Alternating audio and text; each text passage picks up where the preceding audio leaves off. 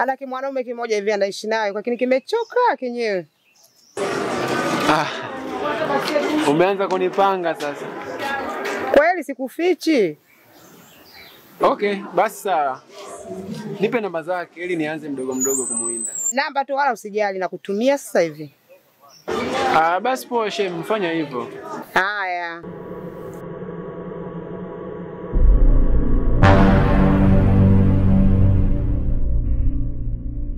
Dada jamani, dada ndio unafanya nini hivyo? Nafanya nini sasa?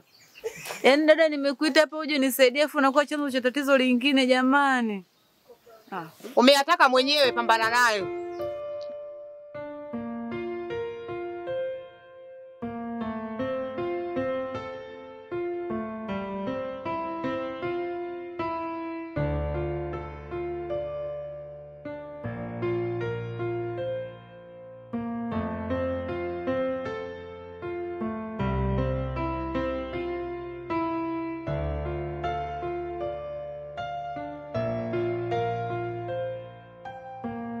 Unyama kaka, vipi pande hizo?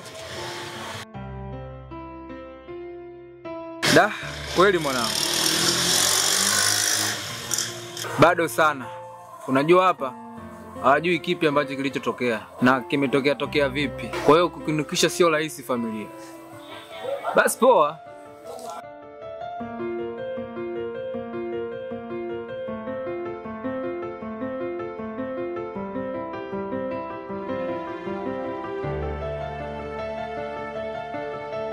Tangia yule mtoto afike pale nyumbani, kumekuwa hamna amani kabisa. Da, pole sana ndugu yangu. Asante. Sasa mimi hapa nikushauri kitu kimoja. Unajua kwa umri ambao tulionao sasa hivi na wakati ambao uliopo, ni muda ambao kupambana ili tuweze kufikia malengo yetu. Kwa hiyo sawa kama kila muda unakaa unafikia kuhusu mtoto atalelewaje, atakaaje, hiyo ni changamoto kubwa sana. Kwa mimi ninachokuomba, hebu tengeneza mazingira ili ujue yule mtoto unamleaje, ili mradi hii hali ambayo ipo sasa hivi isiendelee kujitokeza. Kwa sababu sasa najua wewe shughuli zako zingine ufanyi, ndio unamwangalia mtoto. Jambo ambalo sio nini? Sio zuri. Hatuwezi kukaa tu kumwangalia mtoto muda wote kwamba mama yake atamfanyaje. Mtengenezee mazingira mtoto akue katika mazingira mazuri, wewe endelea na shughuli zako zingine kama kawaida. Wewe mtoto wa kiume najua hilo alikushindi ndugu yangu. Kweli na changamoto ndugu yangu. Lakini ninachokiwaza ni kuachana yule mwanamke na nioa mwanamke mwingine. Ili aweze kuja kumlea mwanangu na mimi niweze kufanya mambo yangu kwa amani.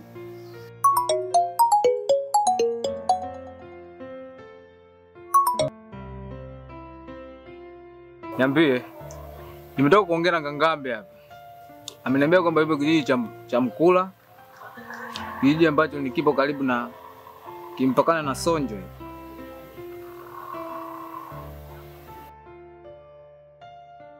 Haya, basi poa, haina shida kuhusu.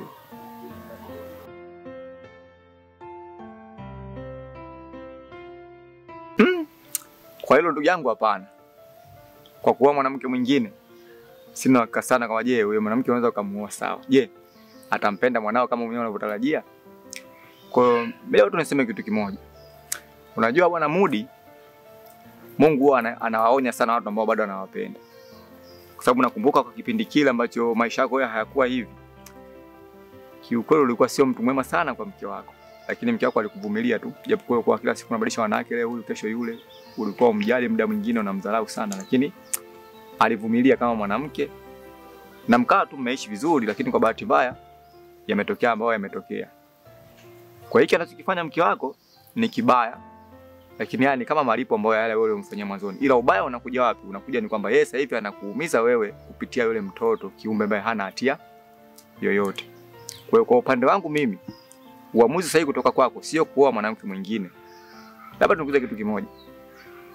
Tokea wewe ufilisike kabla ya kuleta yule mtoto pale nyumbani, nyewe mlikuwa mnaishije? Mwanzo tulikuwa tunaishi vizuri, tulikuwa kama hamna tatizo lolote lile. Maana ni kwamba sasa hizi kinachopelekea mfarakano ni kwamba kuna mtoto ameingia pale kulelewa, mtoto ambao sio wa familia ile. Kwa hiyo kwa mwanamke yoyote tu hiyo lazima nini? Iwe changamoto, kwa sababu anaonekana kama yeye amezalaulika na kuja kuzingatia yeye hana mtoto pale. Kwa hiyo lazima tutokana muumiza moyo kwamba okay, kwa hiyo mume wangu kumbe alikuwa anatoka nje ya ndoa na kuja kuzingatia kwa kitu kinatokea. Wewe na yeye Yaani yeye kwake ilikuwa hajui kama una mwanamke mwingine nje, ila imetokea tu moja kwa moja imekuja kujulikana kama una mwanamke nje baada ya mtoto kufanyaje? Kuletwa. Kwa mimi ninachokiona hapo ni kutafuta tu njia nyingine nzuri ya yule mwanamke kuendelea kubaki na yule mtoto, kwa sababu kama mlikuwa mmefilisika mkiwa wote na tokea mfilisike mpaka sasa bado mpo wote na hakuwa na ugomvi wote, maana yake ni kwamba bado anakupenda yule mwanamke. Unaelewana? Ila hii changamoto ambayo imejitokeza hapa ndio impelekea yote afanyaje yaweze kuibuka. Kwa hiyo mimi wazo langu ni hivi, tutafute njia nzuri ya kumtengeneza yule mwanamke akubali kukaa na yule mtoto na sio kumtafutia mwanamke mwingine. Kwa hiyo kutafuta mwanamke mwingine hapo, inawezekana wakahisi kama unatatua tatizo, kumbe tatizo ndio unazidi kufanyaje kulitengeneza. Wanawake usikize waeleweke ndugu yangu. Unaweza kumchukua mwanamke kweli mwanzoni akakuonesha moyo anampenda mwanao, akifika pale mambo yanakuwa tofauti. Kwa hiyo utakuwa kila siku mwanamke mwingine, kesho mwanamke mwingine. Sasa muda nisikilize. Wewe ni rafiki yangu, si ndio? Rafiki yangu wa karibu sana. Kwenye swala hili la kutaka mkeo au kumtuliza mkeo kwamba yeye atulie abaki katika njia yake ya kawaida. Hebu naomba hiyo jukumu kwanza uniachie mimi, kwa sababu kuja kuzingatia mimi ndo mke wenu ambao nilikuwa karibu sana nyinyi tokea kipindi kile mna maisha yale na hadi sasa hivi. Japokuwa tulikuwa tumepoteana hapa katikati, lakini naamini kama mimi nikisimama kuongea na yule mwanamke mimi hawezi kufanyaje kukataa kunielewa. Hebu niachie kwanza mimi muda kidogo niweze kuongea naye kupitia hili. Alafu baada ya hapo ndio tujue kama je, ni nini kinafuata au unaamua nini kingine kuhusiana na ambacho kimetokea, au hilo unalionaje? Bali afande. Habari yako? Salama tu. Kwa majina naitwa Mandela Javan Nguli. Natokea kijiji cha Magombela. Karibu nikusaidie. Asante afande. Nimekuja kuleta taarifa ya upotevu wa mdogo wangu Emi Saidi Ongoli. Amepotea ina siku ya 5 hadi leo. Haonekaniki nyumbani. Hatujui yuko wapi. Maana tumefanya jitihada nyingi kumtafuta kwa ndugu, jamaa na marafiki, imeshindikanika. Tukaona bora tuje tutoe taarifa hapa kituoni. Upotevu wa mtu ndani ya siku 5 ndio anakuja kutoa taarifa kituoni. Da. Ni kweli ndugu yangu, kama utanisaidia nitashukuru sana. Kiukweli mimi mwenyewe mke wangu nampenda sana. Tena zaidi ya sana. Ila tu ni haya mambo hapa katikati baada ya mtoto kufika pale nyumbani. Na kusema kweli kabisa, kuna mambo mengi sana nimemfanyia mke wangu. Na hata ulivyosema kwamba muda mwingine Mungu waka ananyang'anya kiboko na piga mtu mwingine, yananiingia akilini. Kwa hiyo mimi niseme kitu kimoja ndugu yangu. Ukilifanikisha hili, mimi nitashukuru na kushukuru sana. Mke wangu bado namhitaji, nimetoka naye mbali sana yule mwanamke. Mimi labda nikuondoe tu wasiwasi ndugu yangu. Unajua mmoja kati ya watu ambao walikuwa karibu sana na nyinyi kwa muda wote, naweza nikasema kama ni mimi. Kwa mimi ni miongoni mwa mtu ambao naweza nikasema kwamba nikisema kitu kwenu kinasikilizika. Kwa mimi pia hata kwenye hili shemeji yangu ile nikutana naye na kuongea naye hataweza kunipinga. Cha msingi tu nahitaji utulivu na nahitaji pia na muda wa kutosha sana kuongea naye. Unajua sio jambo jepesi. Kweli ni jambo gumu sana, kwa hiyo hebu nipe muda kwanza. Ila nikutoe wasiwasi. Mimi nitalifanikisha, wala usio na wasiwasi. Mambo tu yatakuwa vizuri pale nyumbani, maisha mengine yataendelea, usio na wasiwasi. Nashukuru sana ndugu yangu. Nashukuru sana. Basi sawa. Kama ndio hivyo haina shida, ila aisee pole sana ndugu yangu. Asante.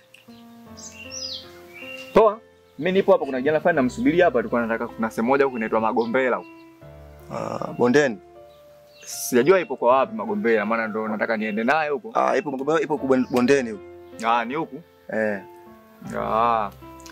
Basi sawa ndugu yangu, haina shida. Basi poa. Mimi mwenyewe nilikuwa nika dukani hapo.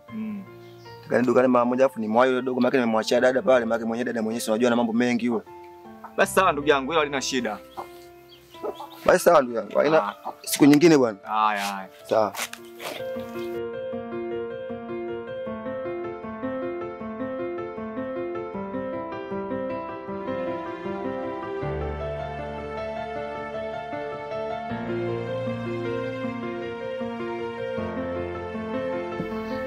Sawa afande. tumefanya hivyo kwa sababu sisi tuna ndugu sehemu mbalimbali, tukajua labda atakuwa ameenda kuwatembelea ndugu. Lakini tumejitahidi kufanya jitihada za mawasiliano, inaonekanika kwamba huko kwa ndugu zetu hawapo. Ndio nimechukua maamuzi ya kuja hapa kituoni. Kwa inahitaji msaada. Aliyopotea ana umri gani? Ana miaka 16. Alishawahi kuwa na tabia kutoonekana nyumbani kwa siku zilizopita au ndio mara ya kwanza? Hii ni mara yake ya kwanza. Haijawahi kutokeaga toka namfahamu ndugu wangu. Basi sawa. Ngoja nichukue maelezo yako tujue tunakusaidiaje kwenye hilo. Sawa fahamu.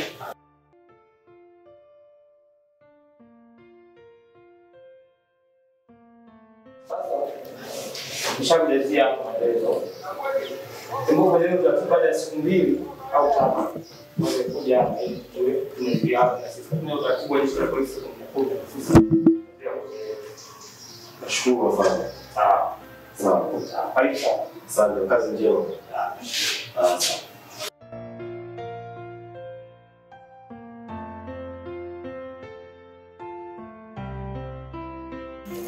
Jeni, nashukuru leo nimekutana na wewe. Kwa sababu muda mrefu sana nilikuwa nakutafuta sana niweze kuongea na wewe. Niambie. Ni hivi. Nimetoka kukupenda sana. Na nahitaji uwe mke wangu nikoe kabisa. Sina maana nataka nikuchezee. Mimi na mke wako ni marafiki sana. Kwa hiyo siwezi kufanya hivyo. Najua kama wewe na mke wangu ni marafiki. Lakini hiyo sio sababu mimi kunikataa. Mimi nakuhitaji, nimeona vitu vingi sana kwako. Na ndio maana leo nimefika hapa na kuelekeza maneno haya.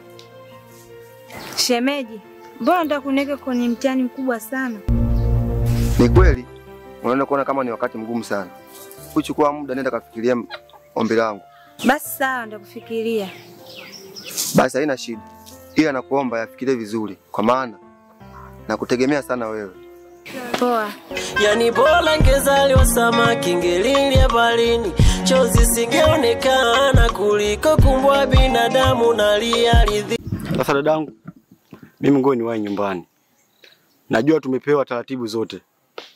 Kwa cha msingi ni kuzingatia na kufuatilia jinsi gani mwenendo wa kesi yetu inaendelea. Najua wale washindwe kitu utapata tu. Sawa kaka, haina shida. Sawa dadangu, safari njema. Sawa. Sawa. Ila naonewa. Ila naonewa na mapenzi. Pande.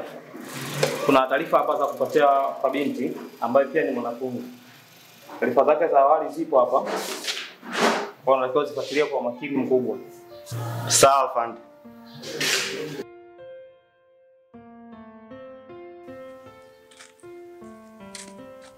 Dada. Dada. Dada. Dada. Dada.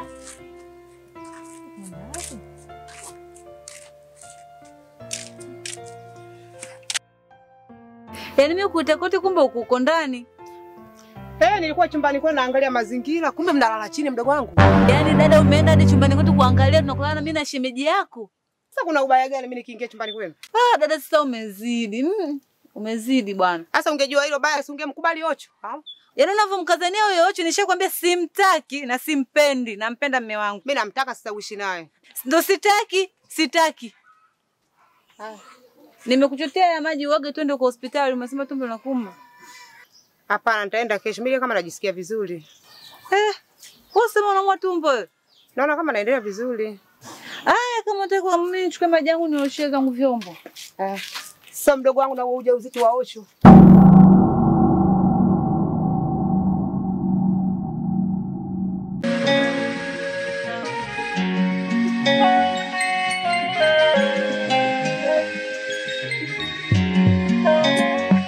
Tangu lichomoze hadi lizame, furaha sina, nafosi nimkonyeze, anitizame, aniite hata jina. Yani bora ngezaliwa samaki ngelilia baharini, chozi singeonekana kuliko kumbwa binadamu nalia ardhini. Inaniuma sana ule ushupavu na ujasiri wote hakuna, nimeshindwa uvumilivu na mweleza yeyote. Nimekuwa mpungufu, minalala popote, nimeshindwa stamilivu, minalewa chochote. Kama mapenzi ninayo, ila thamani yangu na isi hujaijua.